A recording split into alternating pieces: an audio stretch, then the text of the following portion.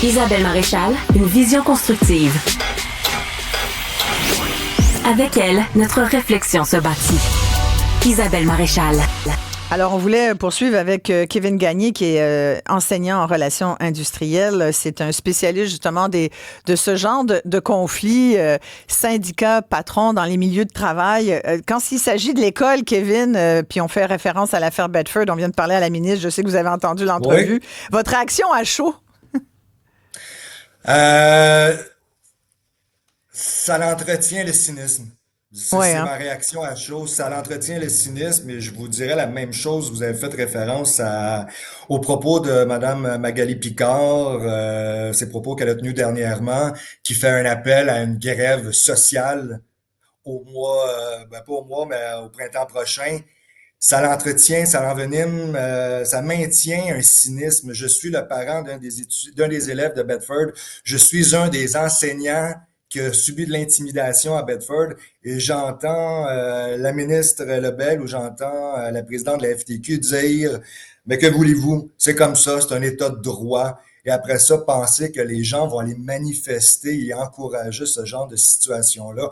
Je sais qu'on peut pas tout résumer le mouvement syndical aux exemples de la STM ou de la Bedford, mais ça l'entretient un cynisme incroyable. Et je comprends Madame Lebel de pas vouloir se mouiller trop, de se garder un droit de réserve, mais quand même, parler de sanctions ultimes, d'enlever un droit de brevet, et par la suite vous dites, et vous spécifiez pour le Québec, et elle dit oui, donc ces personnes-là peuvent aller enseigner dans n'importe quelle autre province à part le Québec, et reproduire exactement les mêmes comportements, ça me laisse dubitatif au même titre que la réaction de la commission scolaire et l'école Bedford depuis 2016. Oui, qui a fait preuve, Marois Risky, à l'époque, à l'opposition, les avait accusés d'avoir fait preuve d'aveuglement volontaire. Je pense que le mot n'était pas trop fort à ce moment-là. Vous êtes d'accord, Kevin? Oui. Je suis totalement d'accord. Là, bien évidemment, le syndicat va se mettre derrière la position de la gradation des sanctions disciplinaires et va accuser l'école ou la commission scolaire de ne pas avoir agi en temps opportun. Peut-être. Moi, je vais en tenir rancune, bien évidemment, à l'employeur dans ce cas ici, qui aurait dû probablement faire un dossier disciplinaire bien avant qu'on en arrive à l'enquête et à la suspension dont on parle aujourd'hui. L'employeur a erré, la commission scolaire a erré, le syndicat qui représente, selon l'article 47.2 du Code du travail, doit représenter tous les employés syndiqués de l'unité d'accréditation, les gens qui ont subi des représailles et, je le mets en parenthèse, les harceleurs. Donc, moi, je suis un Kevin, enseignant là-dessus, vous avez tout à fait raison, là, que le syndicat ici devrait être au-dessus, s'en mêler, puis s'assurer que les droits de tout le monde sont reconnus et protégés. Mais quand il y a une espèce de prise de pouvoir de certains membres enseignants qui deviennent les délégués syndicaux, fait que là, il y a comme une mainmise également du syndicat. Ça devient ingérable. Hein? On n'est plus capable d'intervenir. Oui, mais ça fait plusieurs années que plusieurs enseignants au Québec demandent un ordre professionnel pour les enseignants. Ça pourrait être un contre-pouvoir à ces abus des délégués syndicaux qui sont dans le comité exécutif du syndicat de l'école, par exemple. Ça pourrait être un contre-pouvoir. Bien évidemment, on pourrait faire des enquêtes. Moi, je vais embaucher n'importe qui à titre de directeur des ressources humaines. Je fais un back-check, je fais des enquêtes criminelles. Ouais. Je vais prendre des références. On ne me fera pas à croire que dans le cas de Bedford, qu'on a fait les enquêtes appropriées. C'est impossible. C'est impossible. Comme c'est impossible que faire des enquêtes et 1 an et demi plus tard, on en arrive peut-être à accuser des gens. J'ai rencontré des cas d'abus, des cas disciplinaires, de violence physique, de violence psychologique, de violence sexuelle. Et pas juste un dossier, plusieurs dossiers. Ça m'a jamais pris 1 an et demi. Ouais. C'est rire de nous, ça, totalement rire de nous. S'ils rient pas de nous, c'est ils savent pas quoi faire, ils savent pas comment le faire, ou leur processus est totalement mauvais, il devrait être revu. Désolé si je m'emporte, mais je trouve ça frustrant. Comme parent, comme enseignant que je suis, comme parent que je suis, comme citoyen que je suis aussi. Et je suis même syndiqué et je suis frustré d'entendre ça. Donc, je suis 4 fois frustré dans ce dossier-là. Donc, quand j'entends la ministre Lebel, quand j'entends Magali Picard parler, j'ai l'impression que les deux rient de nous. Ils se protègent. À l'époque, C'est l'impression que j'en ai. Ben, complètement, tout le monde se protège là-dedans. Puis malheureusement, on finit par protéger les gens aussi qui ont commis des délits. Là. Puis j'ai ressorti un article de l'époque quand c'est sorti à Bedford il y a 1 an et demi. Puis entre autres, la directrice d'école, puis les gens au centre de service scolaire de Montréal disaient, mais c'est pas qu'on a été aveugle, puis c'est juste que, puis c'est pas qu'on était frileux, mais c'est que finalement il y avait 3 directrices en cause. Mais puis on trouve ça inacceptable, mais en même temps, c'est très compliqué gérer des employés problématiques dans les écoles, c'est laborieux, puis il y a une convention collective à respecter, puis entre autres, il parlait d'un dossier d'employés qui s'était déroulé sur 15 ans avec 5 directions différentes. C'était une espèce d'histoire. Comme quoi, c'est quasiment impossible, finalement. Fait qu'un enseignant, avant de se faire sortir, là, il a le temps de faire 15 ans. Pouvez-vous croire ça, là? Kevin? Ça nous donne le goût d'être syndiqué, ça nous donne le goût d'être Ben, pas moi, là. Moi, ça me donne pas le goût d'être syndiqué. Mais bon.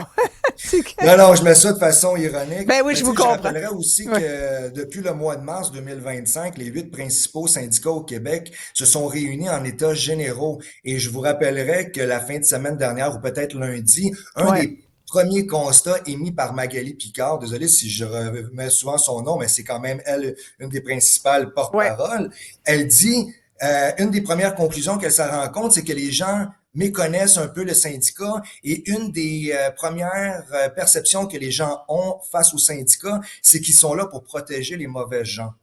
OK? C'est un des premiers constats des États généraux qui se tiennent depuis le mois de mars. J'espère réellement que dans leurs conclusions au mois de mars ou avril 2026, ils vont être à mesure de rectifier le tir et éviter que des situations problématiques comme telles se reproduisent. Parce que même la ministre Lebel le dit, il y a 17 autres écoles. OK, ce ne sont pas tous des cas comme Bedford, mais si ça prend 1 an et demi pour Bedford, les 17 autres écoles, on va avoir quoi, les conclusions dans 22 ans d'ici? Faut que ça change. Complètement. On va souhaiter que ça change rapidement et on va souhaiter d'ailleurs que les projets de loi en cause, entre autres le projet de loi déposé aujourd'hui, le projet de loi numéro 9 là, sur le renforcement de la laïcité au Québec, en particulier dans les écoles, les universités, les espaces publics où on n'aurait plus le droit, entre autres, de prier, peu importe la religion, mais on sait en particulier de quelle religion on parle ici, mais ça, c'est renforcé. Alors, je pense qu'il faut saluer cette intention du gouvernement. Merci beaucoup, Kevin Gagné. Merci d'avoir pris le temps de nous parler. Kevin Gagné est spécialiste en ressources humaines. Il enseigne en relations industrielles à l'Université du Québec à Trois-Rivières. Énormément de réactions, Fred. Ben oui, beaucoup. Il y a Daniel de Marieville qui cite Marc-André Leclerc quand il parle de Magali Picard et la FTQ. Il dit... Marc-André, notre analyste politique. Dit, ils sont en élection. Hein? Ils veulent mettre de la pression sur la CAQ en se disant peut-être que ça va influencer sur le résultat à l'automne prochain. Donc, c'est peut-être vers ça là, que ces centrales syndicales vont au printemps prochain. On va être encore plus près de la fameuse élection. Donc, Daniel là, qui cite notre collègue, comme tu mentionnais. Sinon, quelqu'un d'autre qui nous dit, si les professeurs de cette école ou un syndicat ont un syndicat, ça devrait être le syndicat qui paye leur salaire en étant suspendu, hein, pas à la fonction publique. Puis savez-vous quoi? Si on gagne cause... Ça, c'est une bonne idée. Ils seront remboursés par le gouvernement s'ils gagnent puis ils sont pas fautifs, finalement. Tout à fait. Je trouvais que c'était une manière intéressante de le positionner. Et même si je comprends ce que nous expliquait la ministre Lebel, qui est une juriste, c'est que le fait que ça serait une sanction déjà que de dire vous êtes à la maison sans salaire. Mais ça me fait penser à l'histoire sur laquelle nous sommes toujours, Florence et moi d'ailleurs, tu t'en souviendras sans doute, puis peut-être les auditeurs qui nous suivent aussi depuis l'année dernière s'en souviendront. On a mis à jour l'histoire d'un intervenant dans un CHSLD à la Prairie à la suite d'allégations qui ont fini par être des accusations. Il y a eu enquête policière et tout. Il a fini par être déplacé. Et il y a eu une lanceuse d'alerte à la base de ça. Cette lanceuse d'alerte, elle a été renvoyée chez elle, à la maison, sans salaire. Donc, si je me fie à la ministre Lebel, on considérait qu'elle était donc sanctionnée, alors que l'employé fautif, qui était où il y avait des allégations de voies de fait, OK, créant des lésions, là, il y avait des photos à l'appui qui montraient des bleus sur les bras de gens qui étaient au CHSLD La Prairie. Lui, il a été à la maison pendant un certain temps avec salaire et ensuite, il s'est retrouvé une job. Et en ce moment, de ce qu'on a su récemment, il travaillerait toujours à cet autre endroit. Ça, c'est dur à défendre, ça.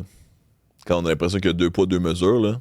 Comment tu justifies ça? Ça, c'est difficile. Moi, j'ai de la misère. On n'est pas dans le même ministère, là, la santé puis l'éducation, mais on comprend que... Quand on est dans... Là, on parle de travailleurs qui sont pris à défaut. Il y a des enquêtes. Puis là, dans le cas de... Tu sais, dans le cas de Bedford, là, il y en a eu, parce que je relisais, là, en 2021, il y a eu aussi un rapport, avant celui de Québec, il y a eu un rapport d'une firme de psychologues industriels, un rapport qui a été commandé par le Centre de services scolaires de Montréal. Fait que déjà en 2021, donc 3 ans avant l'autre rapport, le Centre de services scolaires savait qu'il y avait des maudits problèmes à Bedford, ne savait pas comment pogner ça. Ils se sont dit, on va appeler des psychologues industriels, voir qu'est-ce qu'ils vont conclure. Imagine tout ce temps-là, il y a des élèves, là. Oui. Qui sont à l'école, là, écoute, qui grandissent au sein de ça.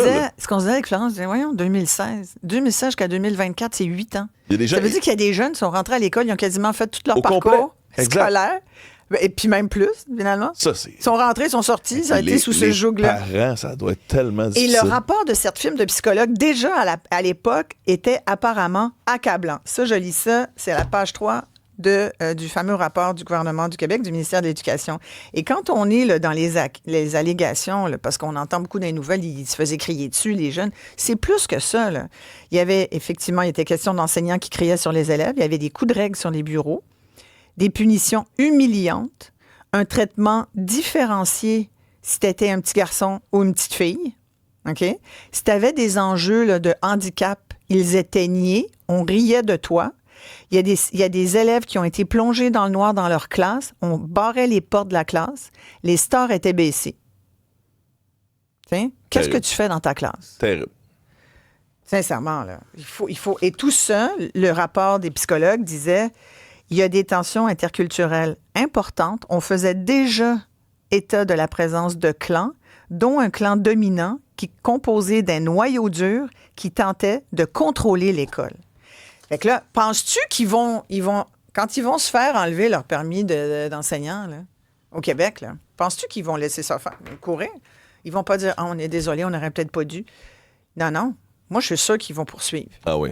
Écoute, là, on sera loin de... C'est mon hypothèse, mais tu vas voir. Ça va être une bataille, ça n'a pas fini. Et c'est encore le contribuable, en bout de ligne, qui va payer pour ça. J'ai Jonathan aussi sur les syndicats. Je pense que c'est intéressant de l'entendre. Il dit « Bonjour Isabelle, moi j'ai manifesté mon appui au projet de loi 3 sur Facebook et mon syndicat m'a rencontré pour me dire que je suis antisyndical, déloyal et que je suis nuisible à leur cause. » Ben voyons donc. Alors, c'est l'autre côté de la médaille aussi, là. Tout à fait. Hey, merci beaucoup de vos commentaires. On va s'arrêter ici tout de suite après. Vous avez peut-être remarqué, là, c'est les 12 jours d'action contre la violence faite aux femmes. On arbore le petit ruban blanc. Moi, j'ai carrément mis une chemise blanche aujourd'hui. Je voulais qu'on en parle avec vous. Je vais surtout en profiter pour donner la parole aux victimes de violences conjugales. Vous savez que c'est énormément de femmes qui, chaque année au Québec, malgré tout ce qu'on en dit, sont encore victimes de violences conjugales. C'est bon an, mal an, toujours d'ailleurs plus d'une douzaine de femmes qui perdent la vie, qui sont tuées, assassinées par un conjoint ou un ex-conjoint. Moi, je comprends toujours pas ce qui se passe dans la tête des hommes violents pour en arriver à enlever la vie d'une femme qu'ils ont déjà aimée. Mais rendu là, c'est plus une question d'amour, c'est juste une question de pouvoir. Alors, je vous fais un appel à tous. S'il y a des gars qui ont envie de nous parler, ce sera sans jugement. Si vous avez parfois, vous avez le cœur gros, vous vous sentez sur le bord de péter votre coche, ben j'aimerais ça que vous preniez le temps de nous appeler puis de nous dire comment vous vous sentez puis ce qui se passe à ces moments-là. Si vous êtes un homme qui a d'ailleurs essayé de trouver de l'aide, c'est facile de trouver de l'aide? Je sais que c'est compliqué, je pose la question, mais je connais la réponse un peu. C'est pas toujours évident. On le dit, il y a pas assez de centres d'aide pour hommes. Il faudrait qu'il y en ait plus, c'est sûr. Si vous êtes un de ces hommes, appelez-nous. Fred et moi, on va être vraiment très, très à l'écoute de ce que vous avez à nous dire. Et s'il y a des femmes qui se sentent seules dans leur situation de violence conjugale, bien sûr, n'hésitez pas, nous sommes là, 1-877-827-2346 par texto 187 Cube Radio. On va entendre le témoignage de Sophie.